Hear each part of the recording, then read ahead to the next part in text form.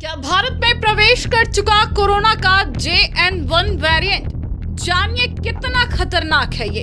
America में सितंबर में सामने आ चुका कोरोना का JN1 वेरिएंट अब भारत भी पहुंच चुका है। केंद्र सरकार के अनुसार केरल में एक मरीज इस वेरिएंट से संक्रमित मिला है।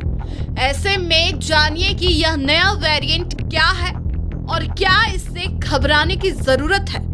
कोविड-19 बीमारी का कारण बनने वाले SARS-CoV-2 वायरस में एक बार फिर म्यूटेशन हो रहे हैं। इस वायरस का नया वेरिएंट JN1 इस समय चर्चा में है, जिसके एक मामले की पुष्टि भारत में भी हो चुकी है। इसे ओमिक्रॉन वेरिएंट का सब वेरिएंट बताया जा रहा है। सबसे पहले JN1 से संक्रमण का मामला इसी साल सितंबर में अमेरिका में सामने आया था। 12 दिसंबर तक अमेरिका में कोरोना के कुल मामले में से 21.4% केस इसी वेरिएंट से संक्रमण की वजह से थे। जानिए यह वेरिएंट क्या है और क्या इसे लेकर चिंता करने की जरूरत है। JN1 कोरोना के BA.2.86 ओमिक्रॉन वेरिएंट का ही एक सब वेरिएंट है। इसके स्पाइक प्रोटीन पर 20 से ज्यादा म्यूटेशन देखने को मिले हैं। इन म्यूटेशन की वजह से इसे लेकर चिंता जताई गई थी। JN1 के स्पाइक प्रोटीन में BA.2.86 से ज्यादा म्यूटेशन बताए जा रहे हैं।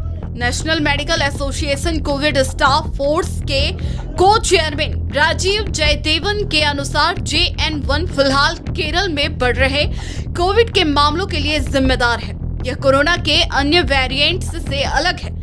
यह वेरिएंट इम्यूनिटी को चकमा देने वाला है और तेजी से फैल सकता है। अमेरिका के centre for disease control and prevention CDC के अनुसार JN1 वर्तमान में देश में सबसे तेजी से बढ़ रहा वेरिएंट है। जानकारी के अनुसार JN1 और BA.2.86 वेरिएंट के बीच केवल स्पाइक प्रोटीन में म्यूटेशन का अंतर है। इसे लेकर अध्ययन किए जा रहे हैं। अभी तक ऐसा कोई डाटा नहीं मिला है जो कोरोना के पिछले वेरिएंट्स और JN1 से संक्रमण के बाद लक्षणों में कोई खास अंतर बताता हो।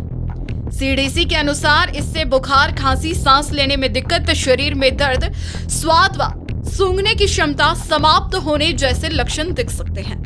यह भी कहा जा रहा है कि यह वेरिएंट ज्यादा संक्रमण हो सकता है, लेकिन गंभीर बीमारी की संभावना कम ही है। ऐसा कोई सबूत नहीं मिला है कि अन्य वेरिएंट्स की तुलना में ये स्वास्थ्य के लिए ज्यादा खतरनाक है।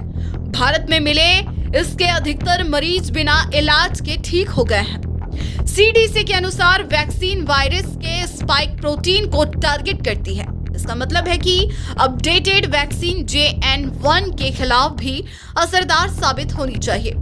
CDC ने चेताया है कि जनवरी 2024 में कोविड के केस तेजी से बढ़ सकते हैं। ऐसे में अपडेटेड वैक्सीन ली जा सकती है।